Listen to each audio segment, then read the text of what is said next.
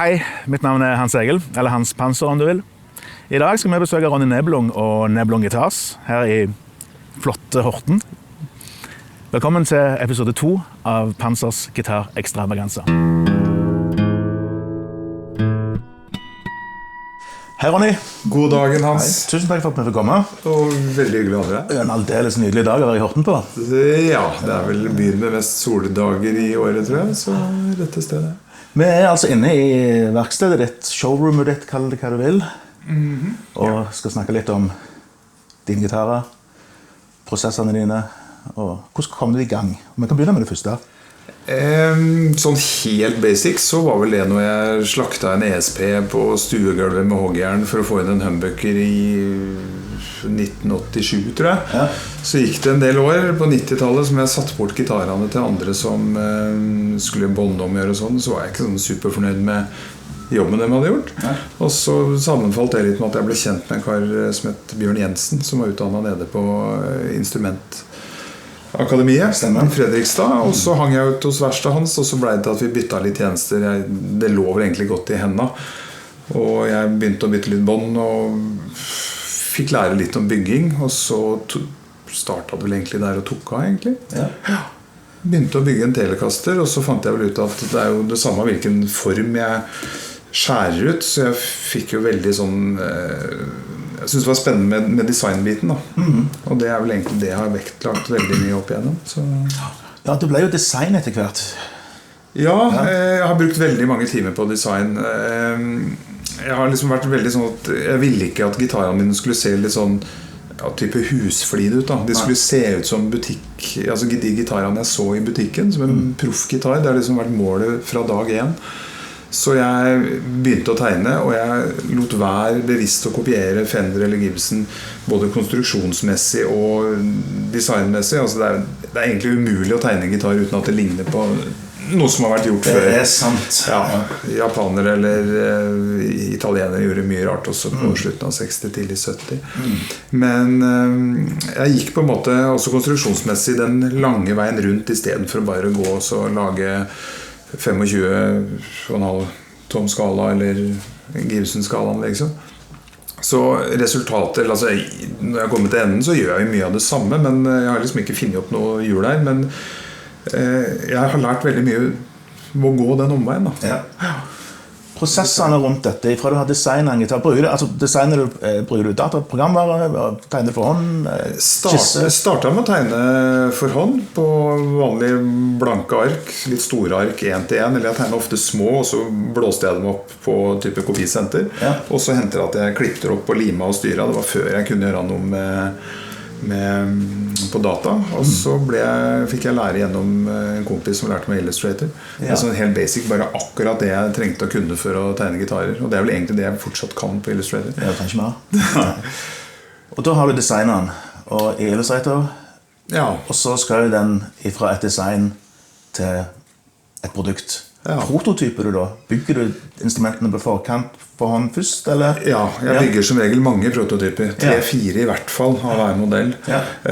Riffmeisteren er jo på en måte den gitaren som mest populær av alle modellene. Og den på en måte som jeg lærte meg å tegne gitar på, jeg brukte sinnssykt lang tid. Det er liksom ikke sånn at når jeg setter meg ned så ser jeg for meg en ferdig gitar.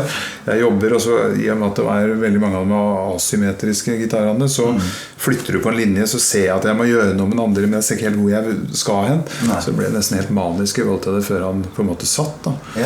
Men nei, altså jeg pleier å bestille treverk fra USA, Warmouth eller et eller annet Da det liksom ferdig høvla, ferdig klart Lage maler på med dem Av og til så kapper jeg opp malene før jeg I det hele tatt har begynt Og så det tilbake til tegnebrettet Og derfra så det egentlig bare å sette I gang og bygge Og det en veldig kul prosess da Jeg veldig sånn sugen, jeg har et nytt design Det liksom, alt som kommer I veien Da liksom bare, det forstyrrer meg sant Og så, når du da har lagt en prototype du fornøyd med, så produseres jo den I Østen.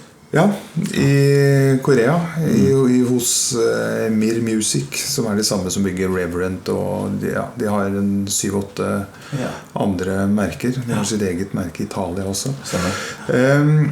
Det vel av de 3 fabrikkene jeg har brukt, så vel de den eneste jeg ikke har vært og besøkt.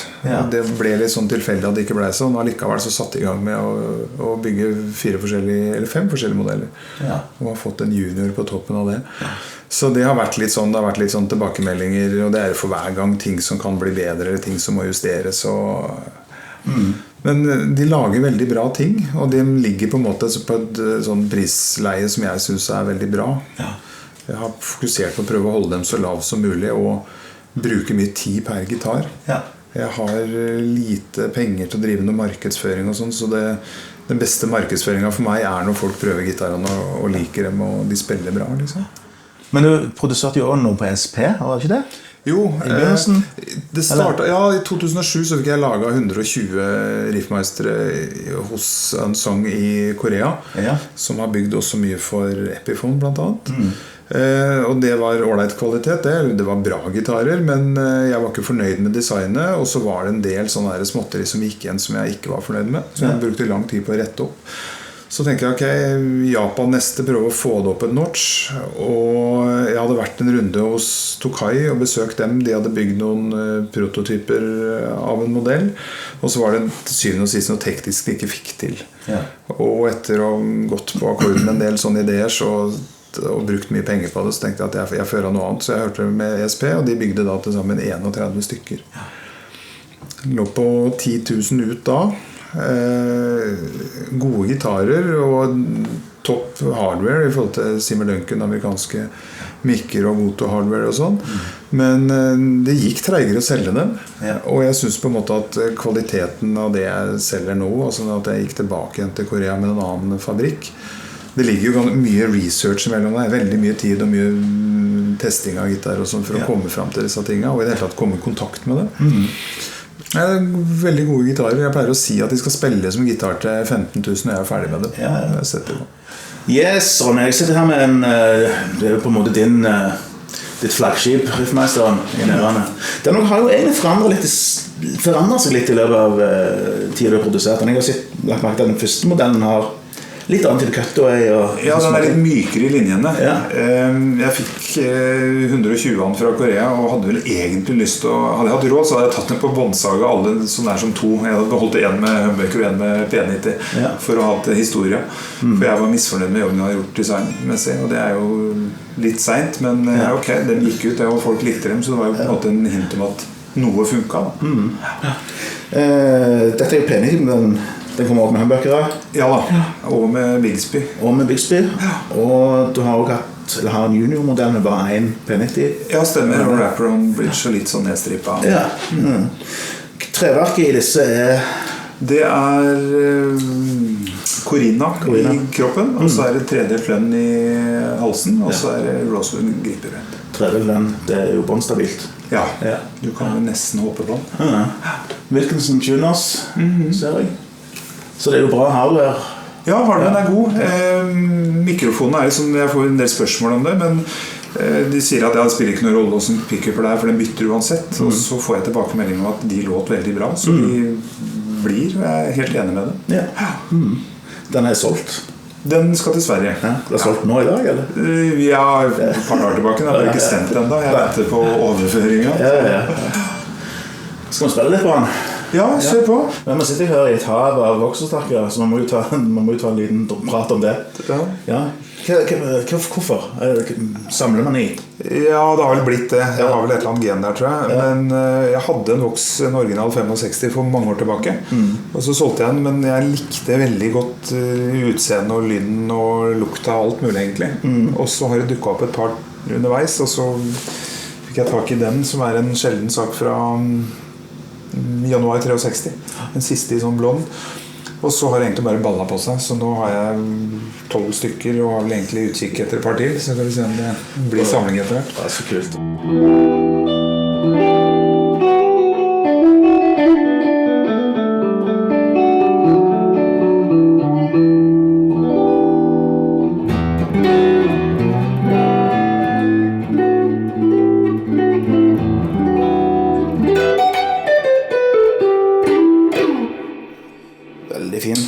Og så det volum. volum, master tone, og så har du en basskutt, og den ja, veldig... det litt spesielt. Ja. Det ikke min idé, altså den start fra Reverend. Ja, jeg vet ikke om det, ja. Veldig anvendelig. Ja. For å få enda mer... Det sånn telekasserlyd I en P90. Ja. Kult! Men hvordan det for en småskala produsent? Du jo I prinsippet det I forhold til veldig mange andre som får produsert gitarene sine. Ja. Altså, hvordan fungerer det I forhold til kunderelasjoner, kontrakt? Jeg føler jo ikke at jeg sånn noen første prioritet for fabrikken. Nei. Det må jeg jo si. Jeg har vel rundet 550 solgte gitarer, så... Og alt går jo direkte nå. Jeg var gjennom noen butikker det første året, men det ble mer styr enn det ga igjen egentlig. Så har jo folk etter hvert vet å finne meg. Så jeg skulle gjerne hatt et distribusjonsnettverk og hatt folk med penger og eventyrlyst som hadde lyst til å bygge opp et merke. Jeg vet ikke om jeg får det til. Det var veldig mye som fokus til å begynne med, men det på en måte inn I en jungel som ikke kjent og ikke komfortabel I det hele tatt. Det en helt annen greie. Og når du har fått produsert de gitarene, så kommer de her på verkstedet ditt. Og så... Ja, jeg pleier å få en 40-50 stykker et par ganger I året, kanskje. Og så... Mesteparten blir jo på lager. Av og til så har jeg en liste over folk som vil ha gitarer, som har på en måte skrivet seg på liste, fordi jeg forteller at jeg skal få inn en spesiell farve. Og så gjør jeg av den lista, og så tar jeg bestillingen etter hvert. Og da jo veldig mye tid på å stå og sette opp gitarer, snakke med kunder og banke ned bånd, slipe bånd, tighte, file oversadel, gjøre et ordentlig setup på gitarene. Og det viktig. Ja, det alfa og omega. Jeg tror de fleste gitarer kan spille veldig bra, hvis du bare bruker litt tid og kjærlighet på det. Ja. Så du kjøper en Nebelung-gitar, så siste setupen gjort her I Horten hos deg? Hver og en har gjort av meg. Aldri noen som går rett ut av boksen. Det ville jeg aldri gjort. Det står liksom etternavnet mitt med store bokstaver på. Ja, sant. Så det den beste markedsføringen jeg kan få. Altså, at folk, for det første at de deler bilder og sånn på sosiale medier, og at de blir synlige på scenen blant mange band, men også at folk skryter av kvaliteten. Men jeg kan godt ta en liten snakk om akkurat det, for det jo ikke legger skyld på at du har jo en solid gruppe av kjente norske gitarister som bruker dine gitarer etter hvert. Ja, da kjenner jeg at smilet kommer. Jeg har det. Og det ikke bare jeg som har pushet, for å si det sånn, for det jeg kanskje ikke så flink på, men det mange som har tatt kontakt, og mange som synes det kult å fronte det også, fordi de liker gitarene, og fordi de liker at det et norsk merke. Det begynner med Terje, som jeg spiller med. Han har jo 4 nå. Ja. Han har vel 3 riffmestere, en junior, en med P90, en med humbuckere, og så har det en som håndbygd, som det bare finnes 2 stykker av. Altså en som akkurat som så har du Bjarte for Kvelertag. Han har en veldig fin riffmester. Ja. Ny rød nettopp, så jeg med. Ja, jeg bygde den til den I fjor. Han har jo brukt standardmodellen, og det har jo egentlig de fleste gjort. Bokassa turnerer jo nå med en eller et par stykker som også rett fra fabrikken og Bokassa, de jo på turné med Metallica for øyeblikket, så den ble vist der Europa rundt. Godt eksponert, og der har jo Kvelertak vært før. Kristoffer Honningbane har spilt mye på Riffmeister. Jeg så at du har gjort noe med Paul Wachter sist. Hva var det bildet jeg så på Facebook med Solarium? Han har hatt det også en vanlig modell, og så bygde jeg en til den I fjor. Og den var lakket med skjellakk, og så tipsa vel jeg han om at jeg hadde hørt at noen kunne legge gitarene I solarium for å få herda lakken. Så han sendte meg et bilde der han hadde lagt den I solarium. Jeg har jo prøvd det selv. Nå funker ikke det så godt, fordi det vel ikke UV-lyset som herder der, men skjellakken kjent for å herde ganske treigt, så det tar litt tid. Men det stemmer det. Christer Knudsen har vel også hatt en riffmester nevende? Ja da, han var her for 2 år siden og testet ut en, og så tok han med rett ned på festivalen og rett på scenen på de 2 første låtene. Så det var litt gøy å se. Det sier litt om oppsettet og den siste touchen som gjør at han spillbar rett ut fra boksen. Så det flere du vil nevne? Ja, det Sandre Lerkeharen. Jeg jo dårlig på name-dropping. Simon har spilt, nå vel han tilbake på Les Paulen sin. Gitarer jo sånn, det kommer og går litt. Så det jo sånn, jeg vil jo gjerne at de skal bruke minnet hele tiden, men det jo litt sånn gjennomtrekk. Det veldig få gitarister som 100% tro det et instrument. Ja. Yes, modeller da. Riffmasteren jo definitivt den mest populære. Ja. Så har jeg jo mange modeller som ingen har sett. Fordi jeg bygger jo ofte bare for å glede meg selv. Kanskje varianter av de jeg allerede har bygd. Jeg føler at designet kan trekkes i en eller annen vei eller noe sånt. Så jeg har vel noe av dem rundt her, men mange noen av de som har vært innom her har jo sagt at de gjerne skulle sett dem i produksjon. Jeg skulle jo veldig gjerne det selv, men fabrikken litt sånn at de vil gjerne se større salgstall. Altså vi snakker om mange tusen i året før på en måte det skal lønne seg for dem. Sånn sett så har de vært greie med meg. En annen ting som jeg synes er veldig festlig, jeg driver jo og skrur sammen litt ting selv og har handlet en del fra MJT. Ja. Og du har jo faktisk et samarbeid med de nå. Ja, det var vel egentlig sånn tilfeldig, fordi de hadde leita etter, eller jobbet for å få frem noe design, og så har de i hvert fall snakket om det, og akkurat da tok jeg kontakt med dem, for jeg synes det veldig kult det de gjør. Ja. Nå bygger jo ikke de kropper og halser selv, de får en bygd av kroppene fra Wildwood, og så det halser fra, det litt forskjellig. Music Craft har de brukt en del, Allparts litt, de blir litt forskjellig. For de som ikke kjenner MJT, så jo de, som sagt, de lager ikke kropp og halser selv, men de lakkerer. De lakkerer og ager veldig flinke til det, så de leverer veldig bra ting. De blir regnet som noen av det ypperste på aging, Jeg mistenker jo at det ager for en del av de merkene vi ser priset ganske høyt. Det kan godt være, Jeg vet det sikkert. Det var jo enormt bra akustisk respons i denne her. Det tror jeg. Det trenger liksom ikke å koste 30-40 000 altså. Men hva tanken bak dette prosjektet du har med MJT? Skal de liksom produsere disse kroppene for salg? Ja, og hele gitarer. Og hele gitarer også, De har ikke fått programmert headstocken ennå, for den ble ferdig nå til jul eller noe sånt. Du har designet headstocken her også? Ja, også logoen. Jeg synes ikke logoen så Nei, jeg synes det var logoen. Derfor har du fått en ny. Så dette en prototyp av en gitar som faktisk kom i produksjon hos MJT. Det det du sier. Da kan man kjøpe løse kropper og bestille farge og også hvor mye slitten skal være. Farve på plektebrettet og etter hvert halser også.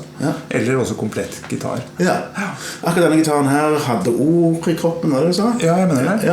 Lønnhals. Og så det par færre og gripebrett. Ja, det for så vidt veldig fornuftig for tiden at de bruker par færre i stedet for Rosewood. For de som ikke kjenner til det, så det bare å google sites og alle utfordringene folk som jobber med tre har med det for tiden når det kommer til enkelte tresorter.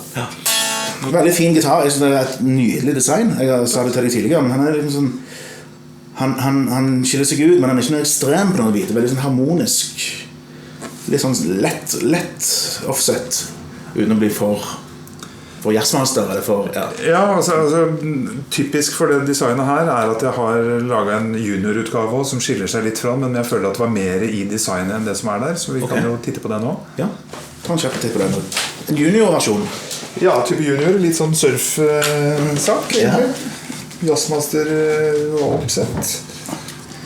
Jeg måtte bare, ikke? Jeg skjønner. Den jo veldig kul. Og Mastery, det jo et kvalitetstegn, spør meg. Det funker det. Det funker kjempefint.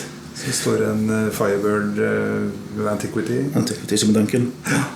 God med tone, enkel og fin.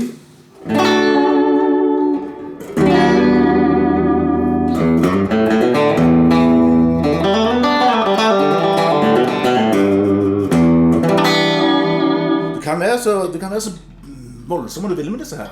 Det funker så enormt bra.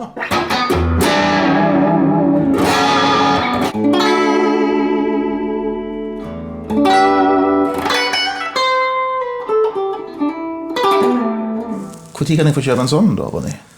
Nei, jeg har jo flere her. Du har det, jeg har jo bygd, du sier... Vi snakker en del om de andre gitarene, men jeg har vel bygd over 60 gitar nå, og mye av det står rundt her, og jeg burde jo egentlig fått flyttet noe av det rundt, skal jeg være helt ærlig, for å frigjøre litt penger. Så... Men jeg synes jo den prosessen veldig gøy da. Altså, det å stå og sette opp gitarer greit det, men det liksom bygging og utvikling som gir kicket liksom. Har du noe konkret å jobbe med nå? Nytt design? Ja, flere egentlig. Ja, du har flere, ja. Og noen av dem jo ting som jeg startet på for 1,5 år siden. Og så har det vært en liten stilleperiode nå på 1,5 måned, og da har jeg bare hivd meg over det. Ja. Og da det som sagt det jeg vil gjøre. Så når jeg får inn, jeg skal levere en til Trondheim, en over til Sverige nå, Riffmeister naturligvis. Så da det bare sånn forstyrrende element i byggeprosessen. Ja. Fremtidsplaner da? Nei, jeg gjør vel egentlig det jeg gjør. Ja. Det funker. Jeg solgte vel 70 gitarer i fjor, og håper vel kanskje at jeg kommer i nærheten av det også i år. Så, men nei, det må som sagt bli å jobbe for å komme i kontakt med folk som har et nettverk, eller som har lyst til å være med på moroa, liksom. Ja. Ja, så her det jo Riffmesteren tydeligvis ikke ferdig utviklet. Det den for så vidt, men sånn for min egen del så hender det at jeg bare tar designet videre, ikke med tanke på at det skal produseres, men bare fordi jeg har lyst til å gjøre det. Så jeg har dratt inn Firebirden, kanskje mer vil noen si, og layouten til en Explorer. Og så har han fått en ny headstock. Ja. Så det kan du kikke på. Ja, det spennende. Dette noe du har bygd selv her? Ja, fra bånda. Ja. Vi snakker om et treverk. Det ord, eller altså alder i kroppen, og så det lønn i hals og rosewood gitar. Pick-up Antiquity Duncan. Duncan, ja. Skal vi høre litt av det. Ja, han liksom litt mer ja, den litt mer ekstrem, litt mer ut og sånn. Jeg synes jo den veldig tøff. Altså Riffmeisteren var jeg ferdig med sånn designmessig for mange år tilbake. Ja. Jeg prøver litt.